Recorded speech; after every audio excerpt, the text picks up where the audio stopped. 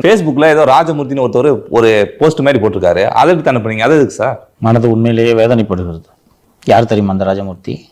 யார் சார்? அன்னியார் துர்காவின் சொந்த சகோதரர், தமிழ்நாடு மருத்துவர், தமிழ்நாடு மருத்துவத்துறையில் பணியாற்றி ஓய்வு பெற்றவர். அவர் அன்னியோட சொந்த தம்பி. திமுக ஆட்சியில் டாக்டருங்களுக்கு போஸ்டிங் போட்டால் ரிலீவ் பண்ணுங்க, டாக்டருங்க நர்ஸுங்களுக்குன்ட்டு அவர் போடுறாருன்னா எந்த அளவுக்கு இந்த துறை மோசமாக இருக்கிறது. ஒரு நர்ஸு ப்ரெக்னெண்ட்டாக இருக்காங்க போல இருக்கு, அண்ட் இன்னொருத்தருக்கு அப்பா அம்மாவுக்கு விட முடியல. இது மாதிரி ஜென்யூன் கேசஸ் வரும். அதில் கட்சிக்காரங்க அந்தந்த மாவட்ட செயலாளர்கள் இது மாதிரி பரிந்துரை கடிதம்லாம் கொடுப்பாங்க. சார் எனக்கு தெரிஞ்சவர் எங்கள் தொகுதிக்காரர் இது மாதிரி கேட்குறாரு, கொஞ்சம் செஞ்சு கொடுங்க அப்படின்ட்டு. ஜென்யூனாக இருந்துச்சுன்னா இவங்களும் பரிந்துரை பண்ணி இது பண்ணுவாங்க.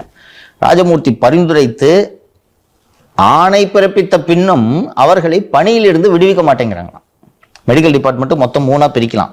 Directorate of medical services, directorate of public health and preventive medicine, directorate of medical education. இது 3லையும் வேலை பார்க்குறவங்களும் அரசு மருத்துவர்கள். டைரக்டரேட் ஆஃப் பப்ளிக் ஹெல்த்துக்கு கீழே ஆரம்ப சுகாதார நிலையங்கள்லாம் வரும். கவர்மெண்ட் ஹெட் குவார்ட்டர் ஹாஸ்பிட்டல்லாம் directorate of medical and rural health சர்வீசஸில் தாலுக்கு மருத்துவமனைகள் இதெல்லாம் வரும். அரசு மருத்துவக் கல்லூரி மருத்துவமனைகள்லாம் டிஎம்இயில் வரும். ஸோ இந்த இன்டர் டிபார்ட்மெண்ட்டில் எப்போவுமே சிக்கல் இருக்குது. இங்கே வேலை செய்கிற ஒருத்தரை ரிலீவ் பண்ணோன்னா அங்கே போஸ்டிங் போட மாட்டாங்க, அங்கேருந்து இங்கே கிராஸ் போஸ்டிங்ஸ் போட மாட்டாங்க. இந்த சிக்கல் அன்னியோட தம்பிக்கு இந்த நிலைமை. யார் மருத்துவத்துறையில் எல்லா முடிவுகளையும் எடுப்பது என்று கேட்டால் மாசுன்னு நினைப்பீங்க. இல்லை, மடிப்பாக்கம் சிந்தன். பல வருடமாக இவர் தான் மாசுவோட பிஏ. ஃபர்ஸ்ட் மாசுவுக்கு சப்ஜெக்டே தெரியாது. அன்னியோட தம்பியை கேட்டாலும் மடிப்பாக்கம் சிந்தன் முடிவு செய்தால்தான் அந்த மருத்துவருக்கோ செவிலியருக்கோ நியமன உத்தரவு வழங்கப்படும்.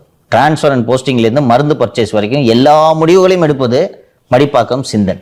அவருக்காவது சப்ஜெக்ட் தெரியுமாங்க சார்? காசு வாங்க தெரியல, மெடிக்கல் ரிலேட்டடாக ஏதாவது படிச்சிருக்காரான்னு. டாக்டர் அவரு அல்லக்கைமா, அரசியல்வாதிங்க கூட சுற்றுற அல்லக்கையில் இந்த மடிப்பாக்கம் சிந்தன் பிரதான அல்லக்கை. எம்ஜிஆர் மெடிக்கல் யூனிவர்சிட்டியில் ப்ரொஃபஸராக இருக்காரா? நல்லா பேசி பணத்தை கறக்கக்கூடிய வல்லவன். ராஜமூர்த்தியின் சார்பாக நான் இதை பகிர்ந்து கொள்கிறேன்.